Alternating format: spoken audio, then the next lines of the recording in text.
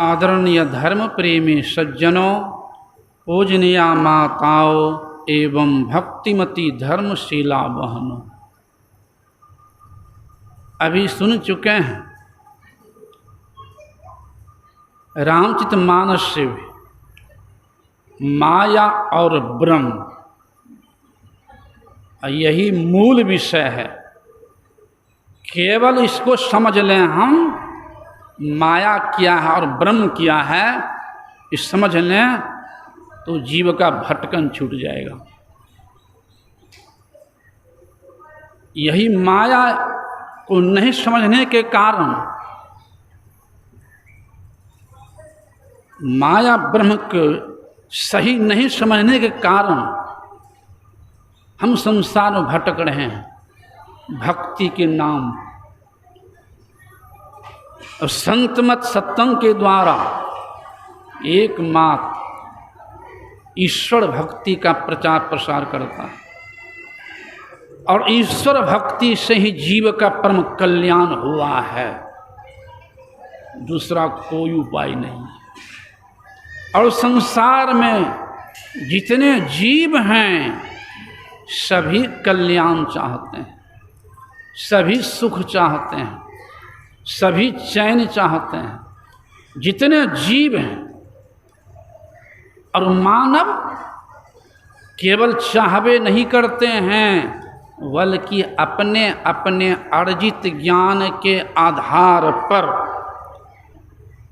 रात दिन प्रयत्नशील रहते हैं कि मेरे सामने दुख न आ जाए। रात दिन प्रयत्नशील रहने के उपरांत भी एक भी व्यक्ति नहीं मिलेंगे जो कह दे मेरे सामने किसी प्रकार की समस्या नहीं है, सभी तरह से मेरा जीवन शांतिमय है, सुखमय है। एक कोठो मिलेगा? एक भी नहीं मिलेगा। क्यों? कारण क्या है?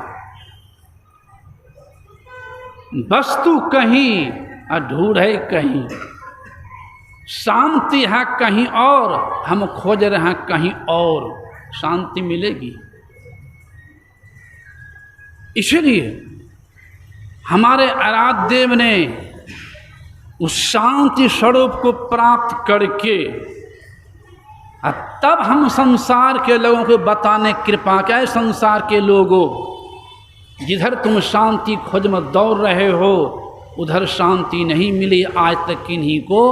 अगर तुम शांति चाहते हो, सुख चाहते हो, तो जिस रास्ता से जहर चल करके शांति में प्राप्त किया उस उधर चलो। और आराध्य उपमा दे दिए हैं, साधारण उपमा जो सबके समझ बात आवे।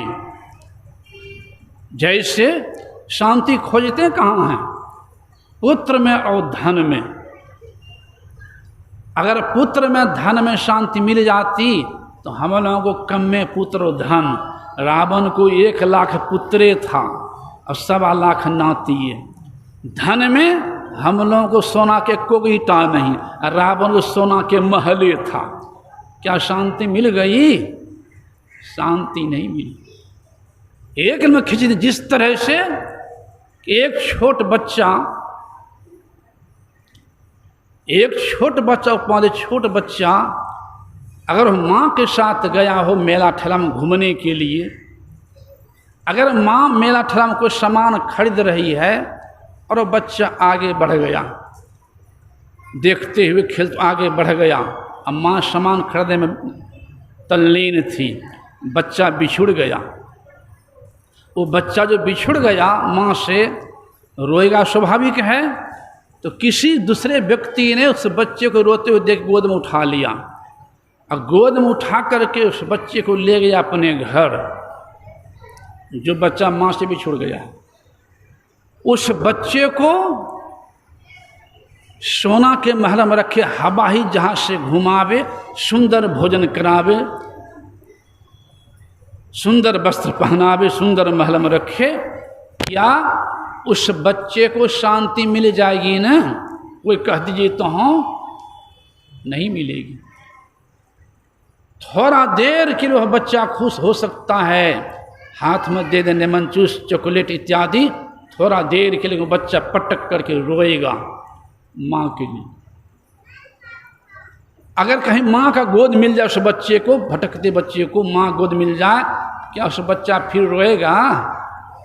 नहीं रोएगा। संत महात्मा कहते उसी तरह से हम जीव जो हैं परमात्मा रूपी माता पिता के अंश हम जीव हैं। हम जीव को उस परमात्मा रूपी माँ के छोड़ करके पूरे धरती के मालिक बना दे, विश्व के मालिक बना दे, चरणों में डाल दे विश्व का धन भी। जिस तरह से बच्चे को शांति नहीं मिल सकती बिना माँ गोद के, उसी तरह से हम जीव को उस पीर से दूर रह करके शांति में मिल नहीं सकते सृष्टि के अंदर। इसीलिए संतों ने कहा कि शांति चाहते हो, कल्याण चाहते हो तो ईश्वर की भक्ति करो, माया की भक्ति से काम नहीं चलेगा। भक्ति सब कोई करे, भरमना ना टरे। भक्ति तो कर रहे हैं, कहीं से कहीं दौड़ रहे हैं, कहीं जल ढार रहे हैं तो कहीं पानी ढार रहे हैं, कहीं कुछ कर रहे हैं, कहीं दौड़ रहे हैं बड़का बड़ा धाम में भी, ये अभी भक्ति गिनती में है।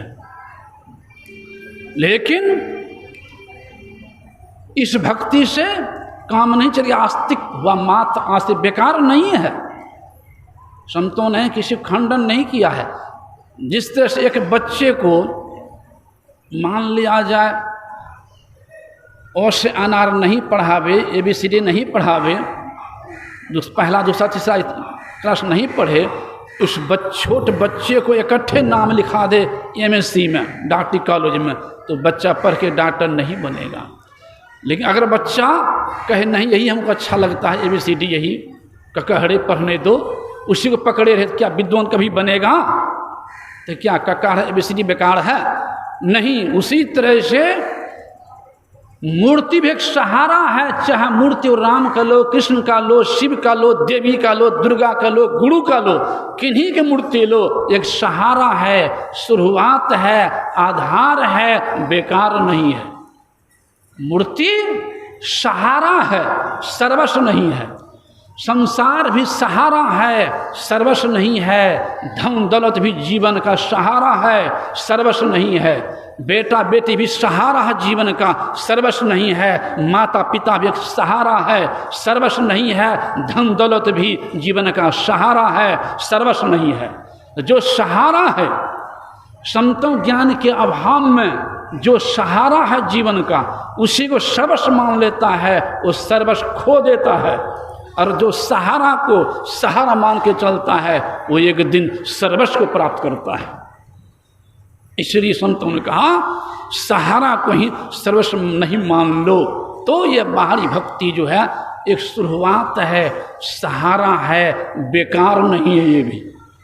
इसलिए अभी पाठ हुआ है बड़ा गंभीर और मूल। ब्रह्म मूर्ति माया है, मूर्ति व्यापक प्रभु है, मूर्ति का सहारा है, बेकार नहीं। इसलिए गुरु नानक देव ने कहा उस प्रभु के लिए अलख अपार अगम अगोचरी नाति सुकाल न कर्मा जाति अजाति अजोनि संभव नाति सुभाव न भरमा। इसी को संत पलटू साहब ने कहा, एक के सब संत कह दिए हैं। संत पलटू साहब ने कहा कि समझो, पहले पूरब में राम है, पश्चिम में खुदा, उत्तर दक्षिण को कौन रहता? वो साहब कहाँ है, कहाँ फिर नहीं है। हिंदुर्क तुर्क तूफान करता, दास पलटू कहे, वो साहब सब में रहे। जुदा न तनिक मैं सांच कहता। लेकिन कहाँ खोजो? आत्मज्ञान गुरु के पास पहुँचबे न किए हो, पहुँच भी हुआ है तो उनके वचन पर विश्वास नहीं कर पाए हो, क्योंकि साधनहीन हो। बैरागिनी भूली आप में, जल में खोजे राम, जल में खोजे राम जाके तीरथ छाने। धर्म चारों खूट नहीं सुधी अपनी आने। फूल माही जो बास काठ में अग्नि छिपाही, खोदे बिना नहीं मिले अहे धरती में पानी। धरती में पानी है, खोदेंगे तब ना प्राप्ति, पानी की प्राप्ति होगी। एक हाथ खोजे आंगन में, 1.5 हाथ खोजे डेढ़िया पर, अब 1.25 हाथ खोजे खेत में, पानी मिलेगा? पहले विश्वास करना पड़ेगा कि 1 हाथ मिले कि 2 हाथ मिले कि 50 हाथ मिले कि 100 हाथ मिले कि 1000 फिर हाथ में क्यों न मिले, पानी की प्राप्ति होगी, आंगन में भी, खेत में भी, दरवाजा पर भी। उसी तरह से संतों के वचन विश्वास करना पड़ेगा। वो अलख अपार प्रभु की प्राप्ति होगी अपने अंदर, बाहर नहीं। चाहे वो 1 जन्म लगे कि 1000 जन्म लगे, प्राप्ति होगी अपने अंदर। इसीलिए कहते खोदे बिना नहीं मिले अहे धरती में पानी। दूध मां घृत रहे छिपी मेहदी में लाली, ऐसे पूरन ब्रह्म कहाँ तिल भर नहीं खाली। ज्ञान कहाँ होगा? पलटू सत्संग बीच में, कर ले अपना काम, अब बैरागिनी भूली आप में, जल में खोजे राम। ये संत पलटू साहब कह रहे हैं, इसी को सूरदास जी कह रहे हैं। अभिगत, उसे कहीं खाली, अभिगत गति कछु कहत न आवे, ज्यों गुं गही मीठे फल के रस, अंतर्गत ही भावे, परम स्वाद सब ही जो निरंतर, अमित तोष उपजावे। ये भी कह रहे हैं कि मन बानी को अगम अगोचर, सो जाने जो पावे। मन बानी को अगम अगोचर कह रहे सूरदास भी। इसी को हमारे आराध्यव के आराध्यव कह रहे हैं बाबा देवी साहब। हमारा मालिक सबके माही, सब में हैं और सबसे न्यारा, ऐसा अद्भुत साईं। रूप रंग आकार न वाके, रूप रंग है शरीर का, माया का, प्रभु का नहीं। रूप रंग आकार न वाके, सतगुरु मिले तो भेद बतावे, गुरु बिन समझ न होई। इसलिए अंत में कह दिए हैं, देवी कस कस ताही बखाने, कहन सुनने में नाही, जस कथिए तस होत नहीं, जस है तैसा सोई। ये कह रहे हैं। फिर हमारे आराध्य कह रहे अपनी वाणी हम लोग रोज पाठ करते हैं, जो परम तत्व आदि अंत रहित, असीम अजन्मा अगोचर, सर्वव्यापक और सर्वव्यापकता के भी पड़े हैं। प्रभु अकथ अनामी, सब पर स्वामी, गौगुण प्रकृति परे, सरब निवासी, राम कहाँ सी, सबसे न्यार हरे। तो हमारे आराध्य कह रहे हैं, मेहंदी में लाली, घी व दूध में, फूल में बास समान हो राम राम। गुरुदेव तो पद आपने भरपूर कर दिए हैं कि देखने का आंख चाहिए मुझे।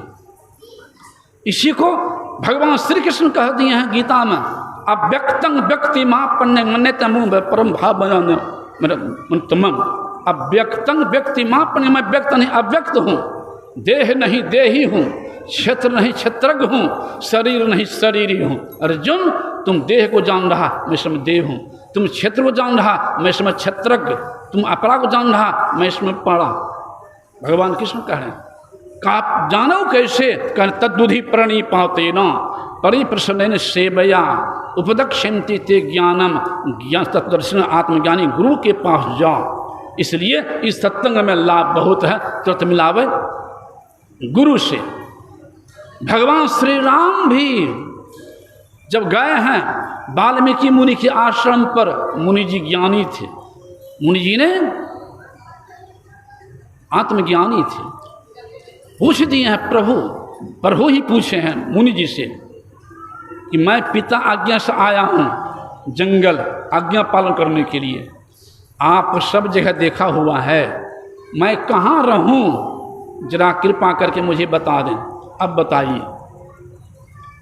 भगवान राम पूछ रहे हैं मुनि से, मैं कहाँ रहूँ पिता आज्ञा पालन करने के लिए। मुनि जी क्या कह रहे हैं, हे प्रभु हमसे पूछ रहे कहाँ रहूँ, आपसे मैं एक बात पूछ रहा हूँ, हमको पहले बता दे, मैं भी बता दूंगा। कि पहले ये कह दीजिए कि आप कहाँ नहीं हैं, ये हमको बता दे तो आपको ही बता दूंगा। पूछहु मोहि कि रहूं कहाँ, मैं पूछत सकुचाऊं। जहन हो तो देव कहें तुम्हें बताऊं ठाम, हमसे पूछ रहे कहाँ हो, आप कहाँ नहीं हैं। तो भगवान श्री राम मुस्कुरा दिए, ओहो ये केवल दासरथी राम मेरे शरीर को नहीं, मैं व्यापक राम को जान रहे हैं। तो प्रभु ने लीला क्रम में ये संसार को ज्ञान दिए हैं। अभी सुन चुके हैं ना, पिता की आज्ञा से आया हूँ, पिता की आज्ञा से वन चले गए 14 वर्ष के लिए। कैसा समय था, पिता के प्रति कैसा प्रेम था।